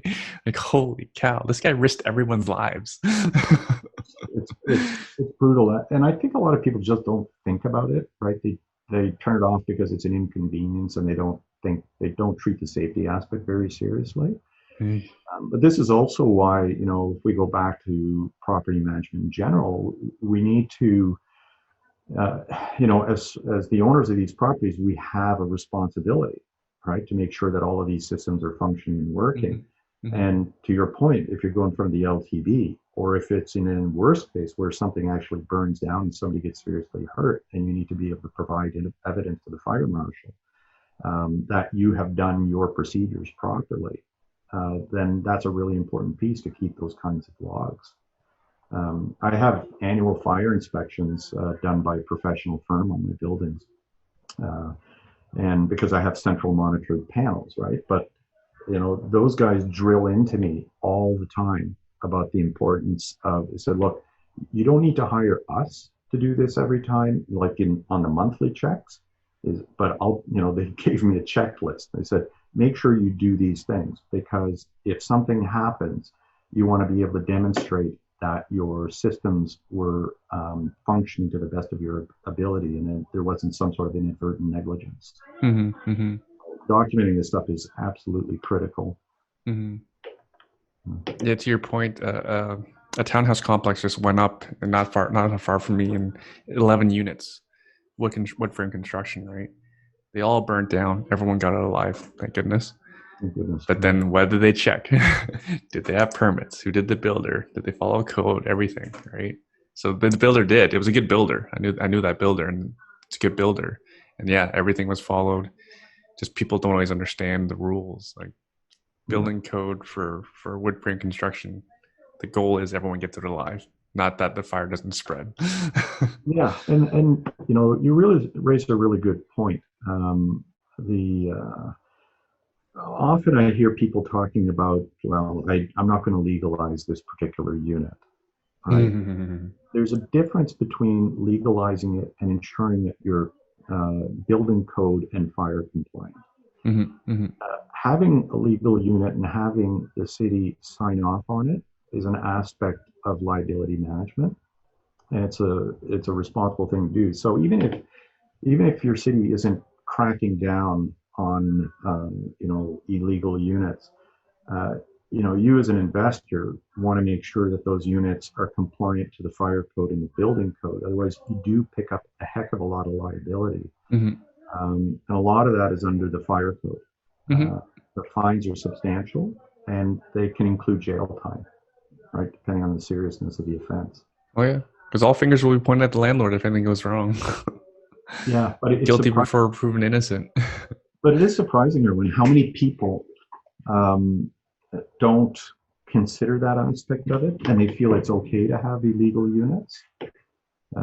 So it's just, to your listeners, it's just a word of warning to make sure that, if so our MO, and as you know, when we've talked before, when I buy a building, if it has illegal units in it, right, I endeavor, right, I have a plan that's going to legalize those units.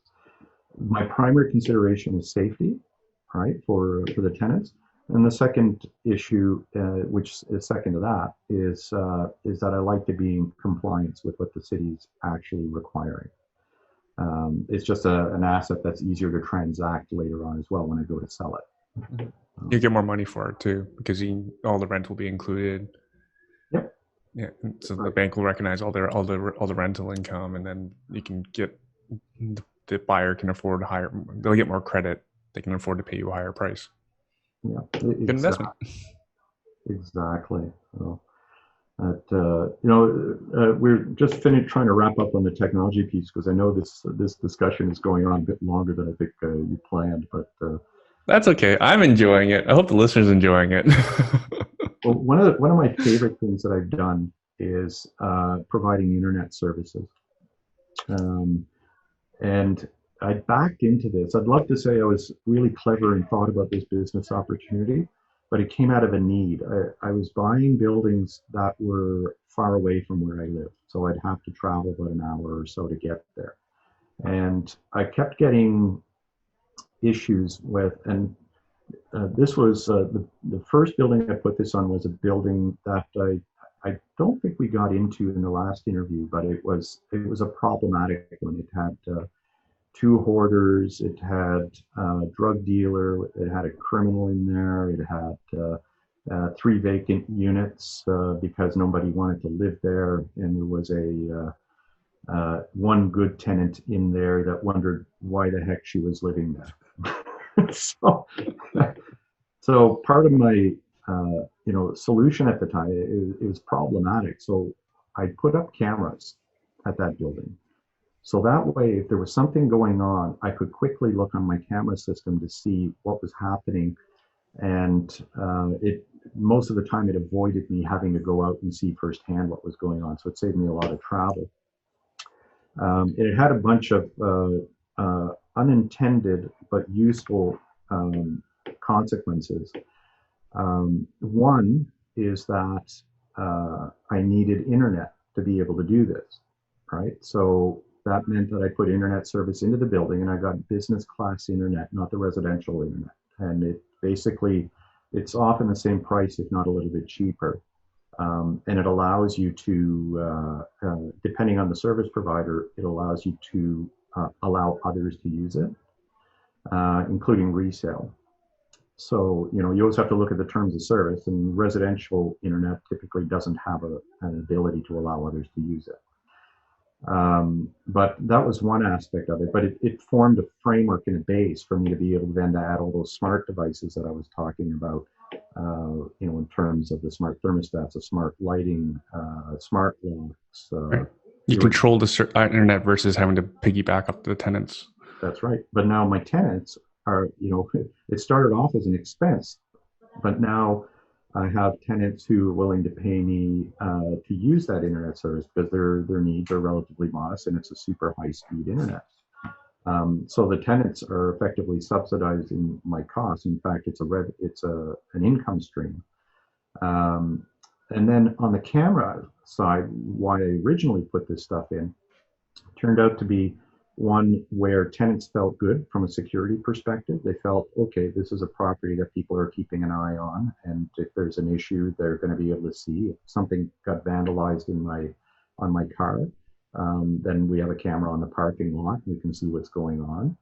But it also helped in that building because one time the criminal that I was talking about in that building decided to beat up the drug dealer.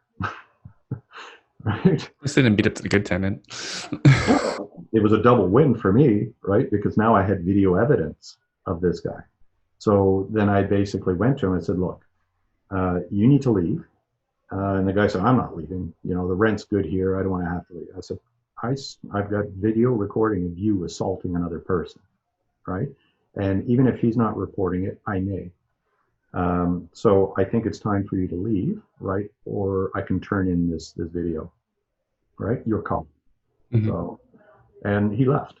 He left quickly, actually. It also slowed things down for the drug dealer, right? Because business became bad when there was security surveillance. Mm-hmm. Mm-hmm. It just so that ended up solving a whole bunch of issues there. Wow. Very like passive aggressive. Well, it's just a simple solution. If we warn people, right? That's part of the whole thing. Is you say this is under video surveillance, and people can see that there's actually cameras there. So we did that for long-term rentals. It solved problems. The short-term rental is another useful one to ensure compliance. Because often when you're doing short-term rental, you're booking on the number of occupants. Not just the number of rooms. So if you have a certain number of occupants, often what people will say, oh, it's just me, right? And then they show up with 10 people. Yeah. Right? And you say, oh, this is a party. Yeah. So there's a compliance thing. Then you're the evil landlord that makes the headlines. Yeah. Evil landlord makes all this money hosting a party. That's right. And you make the paper and all that kind of stuff. Yeah. And then there's a shooting and it's your fault. And then we did on the construction. Oh, sorry, Christian. Is there a particular camera you recommend? Yeah, well, it depends on the scenario. So I was using, often what you want to do is if you want to get them professionally installed, then whoever security specialist will have their preferred tool. So we use WatchNet because that's who Ashton Security uses. I've recently switched to using Ubiquiti. And the reason I use Ubiquiti is because I use them for my infrastructure for my internet services. They have what I would call a semi-professional networking solution. It's not as high-end as, say, an Aruba or a Cisco, but it's far more resilient than a D-Link or a Netgear. And more importantly, that networking gear has a central management capability. So I can monitor my properties and understand that the network is working properly. It uses some form of analytics to figure out what the user experience is. So I can see if my tenants are getting good quality internet access, and I can deal with things more proactively. So I very rarely get a complaint from a tenant, but when I do, I can take a quick look, see what's going on, and make some minor adjustments to the network. And it's one of those things that you need some basic level of network acumen and technology acumen, but not a lot. And the user interface is actually pretty straightforward. So think of it as a web-based solution that you would have used for your own home router, but now just scaled, right, to be able to control all the different access points and devices within your network. So so I started with that as a base, and because Ubiquiti has that as base, they have cameras as well that you can add on to it. And their cameras are they're not as industrial as say the WatchNet stuff. The WatchNet stuff you could take a baseball bat to, and it'll be just fine. The Ubiquiti stuff is probably a little bit better than consumer grade, but because it's integrated into the solution, it makes it extremely easy to manage. So I use them now more than I do the WatchNet stuff. And then for my construction sites, I use wireless cameras. I've used, I have a kit of Arlo's. So Arlo is very easy to buy. But if you want a cheaper option, Wyze, WYZE, has a great solution as well. They're only about $50 a camera, and the quality is very good. I And bought those use cell phone connection for internet? They don't, but here's what I did, because it's a really key point. When you're doing major renovations or construction, you probably don't have internet access into the building. So what you do in this case, what I did is I used my Arlo cameras, which are all wireless. They have a magnetic backing, so I could reposition the cameras wherever I needed, depending on the progress on the project. And it would stick to things like the electrical receptacles, right? Or it would, or the corner joints that you put on drywall are typically metal, right? They're iron based. So I could stick these cameras anywhere there was some metal object, and we reposition them just on phases of the project. And they're wireless, so they would use a proprietary wireless signal that goes back to a hub. That hub then normally would go to the internet. So what I got was a rocket, not a rocket stick, but a rocket hub from Rogers. And that uses the mobile network, the cellular network, so LTE,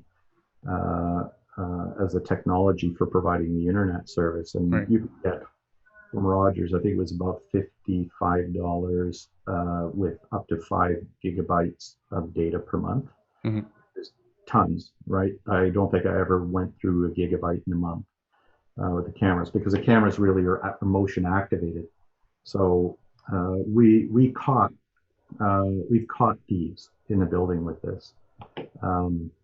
I don't think I told you this story, but I did tell you about that project. There was a project. Remember the one that I said had we did converted from a triplex to a sixplex, and we had it was a really problematic building.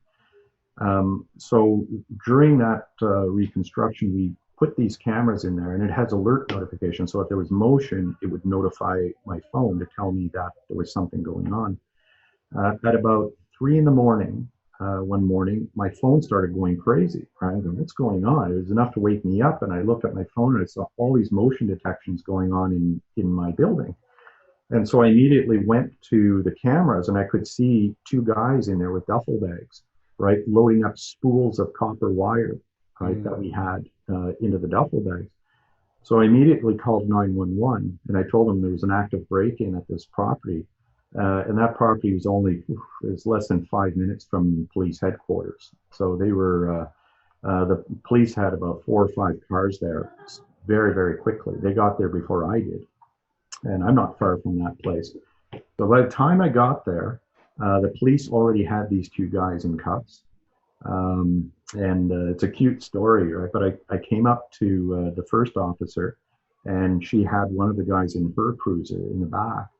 And I said, I think I might know who this is, right? And she said, do you think you'd be able to recognize him? I said, yeah, I think so. And so she opened the door so I could see the guy in her car. And I didn't recognize that guy particularly well because he was all bundled up. It was in the middle of February or March, so it was cold. And I said, are you John? And he said, no. He said, I'm not John. And so the officer closed the door, right? And that was that. And I was still talking with her about what was going on. And this guy was in the back, and he said, why do you want to know? Why do you want to know? right? Finally, the officer was going to close her front door so he couldn't talk through the guard, and she was just about to do that, and he says, I'm not John. I'm Roger. That's John over there. so, so then I looked at the officer. She looked at me, just sort of like, wow, okay. So then I walked over to the other cruiser where John was. John comes out. John says, "Oh," he said, "Christian," he said, "can you just tell these officers I was just here checking my mail?" Right? And I said, "John, we had you on camera." Right? And then he just went quiet, and they put him in the back of the car. So you're probably saying, how did I know these people? Right? They were former tenants. So, I was going to say, like, the cameras usually prevent, like, people who haven't been through these situations usually think, well, well, I get some random, what am I going to do? Usually theft is someone from often people you know. From the experience that have been shared from my friends, it's often their own contractors that are stealing from site, which is why you need the cameras. But yeah, former tenant. oh yeah, and it's we caught, I think, 3 different break-ins that winter, just using this system. Right. And the thing that was really important is because when John and Roger went in, uh, they uh, they were targeting the building, right? They knew what was there. And what was really the big concern is not that they were stealing spools of wire, right? That's easy to replace, right? It's expensive, but it's easy to replace. But they'd gone in with cutters. We had just finished doing all the electrical work. No. And they were intending originally, if they didn't find the spools, they were going to start cutting copper out of the building. And that would have been, oh, tens of thousands of dollars. Yeah. And what originally caused me to put these. Sorry for the listeners' benefit. Not in materials that they're going to make. It's what Christian has to do to fix the building afterwards. Well, that's it. It's all the labor to redraw all that wire. We had in that particular project, I measured it out. We had about 4 kilometers of electrical wire in there. That's a lot of wire to pull, Yeah, right? good So thing if you got you him. Oh boy. that's 4 kilometers of electrical wire. So if they cut all that stuff out, right, Mm-hmm. it would have been a ton of labor Mm-hmm. to put it all back in. The And police must have liked you. You set the bait for them. You're helping clean up the streets. well, the reason we put those cameras in the first place was we had a break in early on when we had just put in the new water lines. So we increased the capacity of the water line. We put in a 1.5 inch copper line in from the city main, and somebody had broken in and was trying to steal that copper. And they didn't have the right tools. All they had was, I think they used a spade that they could find. But they did enough damage to that copper that we had to spend about easily $3,000, right, to repair that. So because it's not a simple coupler, it was below ground, so you had to put a special type of compression fitting that would have to be set within concrete in order for it to be resilient and survive. So that's when we learned our lesson, and we bought these wireless cameras, and then it was just like catching fish in a barrel. Yeah, see, the cops owe your favor. Yeah, well, I guess they've done a good job for you too. I have to give the Ottawa police, kudos for showing up so quickly. Mm-hmm. The only time they didn't show up quickly was one that was on Halloween night, but they were kind of preoccupied. Probably, yeah. Yeah, so it's really cool. And one of the things they'll do Maybe is, invest in stronger locks. I don't know. well, when you're in a construction site, and this is why your construction insurance premiums are so high, right? It's you can't have just your normal building insurance if the building's going to be empty and you're doing a reconstruction. You have a special type of insurance. And I was lamenting with my insurance broker the first time I did one of these, and I said, "My God, why is this so expensive?" I think it was costing me, I want to say it was in the order of about $6,000 for 3 or 4 months. Uh, so it was quite expensive, and I renewed it twice through our construction project before our regular insurance could start to kick in again. And then you realize that when you have an empty building, you can have it all locked up. And these buildings were locked. But these guys just figure out ways to get in, even if that means breaking a window or busting a door down. They just go in, they don't care. Nobody's there to see it. And this is a property that is surrounded by other buildings. This is right downtown Ottawa. So if you have a remote building, it'd be even more so. Easy. Christian, thank you so much for spending the extra time with us. This has been a blast for me. I hope it's been a blast for the listener. You've given lots of tips. I'll save thousands and thousands of dollars. So hopefully people enjoy. Everyone's always like thinking about like, oh, how do I make more money? Like cost savings will make you more money too. Christian, for anyone who wants to follow along in your journey, where can they follow you? TikTok, Snapchat? You on those things? I'm not on TikTok, but I'm on Facebook and LinkedIn are probably my two main areas. And I always welcome friends in those social networks. We're becoming more active on Instagram now as well. So Veronica has been upping our marketing game. I was going to ask if your daughter's doing it because you don't fit the demographic. No, but our target clients do, right? Mm-hmm. As you know, right, when we're renting places or when, I do some limited amount of coaching, but when we're doing things like that, you have to address where the people are. And so if you're getting new grads or millennials in general, right, are typically on Instagram, right, more than anything else.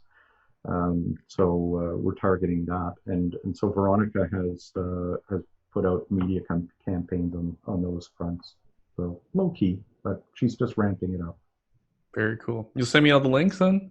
Happy to, right? And I'll send you some pictures of some of the lighting work that we've done on some of our properties, and so you can see just some of the accent lighting. Chownie takes a hell of a lot of pride in the buildings, and she's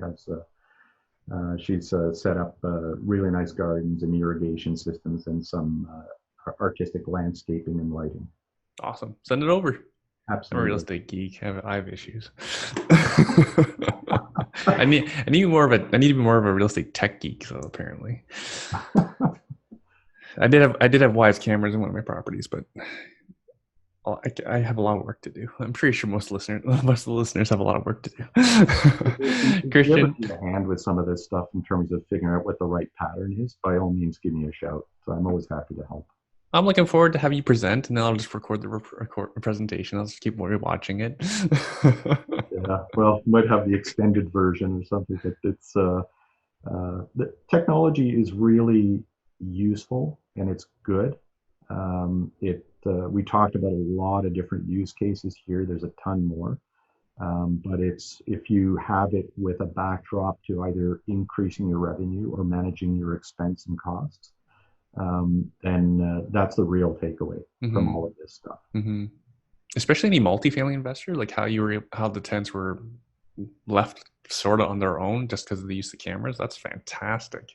Yeah. Versus I know many people who pay them off thousands and thousands of dollars, sometimes 5 figures, right? Or install some cameras. What would you rather do? Yeah, absolutely.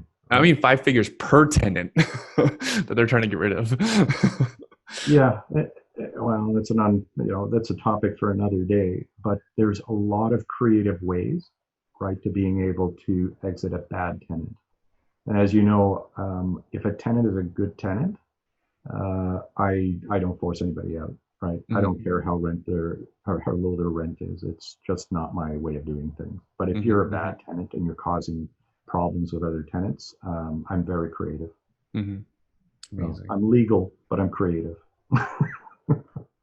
Christian, this has been a blast. Any final words? Anything else you want to share with the listener before we go? Oh, damn it! We were supposed to talk about coaching. I'll have you kept back on it a bit. have that in my notes is one of the things to ask you. We'll get to that in a bit.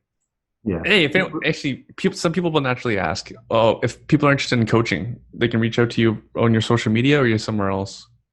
You have a glitzy website for for this? That's fine. They can either liferous.ca, aliferous.ca is our main website. Don't judge me from it. We're going to revamp. That's our next stage in our technology transformation. But it's there, or christian@aliferous.ca, right? So you have my contact info. You can publish that. Oh God, you gave your email address. I still get people complaining about messages they get like years later.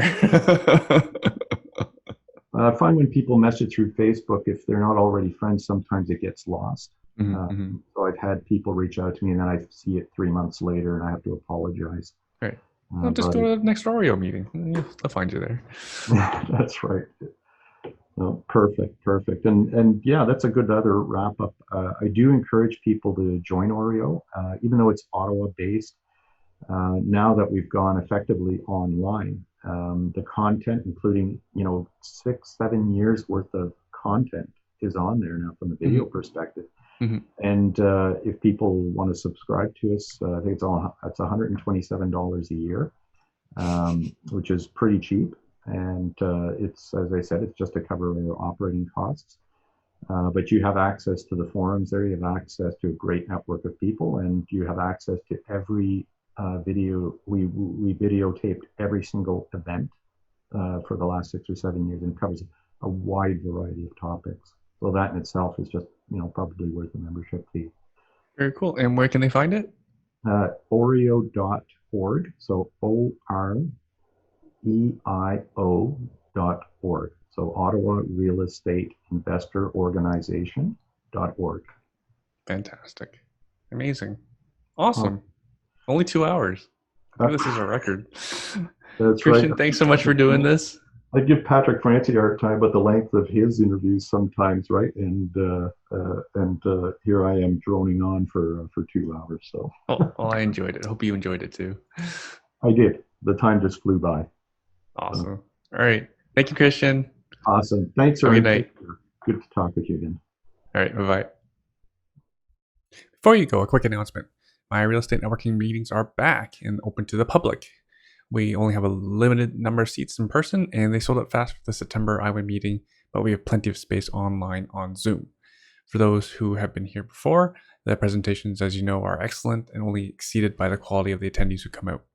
As always, I have several phenomenal guest speakers lined up. You've heard many of them already on this podcast, but with networking meetings, you get to interact with them and ask them questions. As the saying goes, you are the average of the 5 people you spend the most time with. Me personally, I like hanging out with successful, goal-driven people of quality character, and that's what you'll find at the IWIN meetings. To be notified of the next IWIN meeting, just sign up for my email list at www.truthaboutrealestateinvesting.ca. Stick in your name and email on the right side, and hope to see you soon.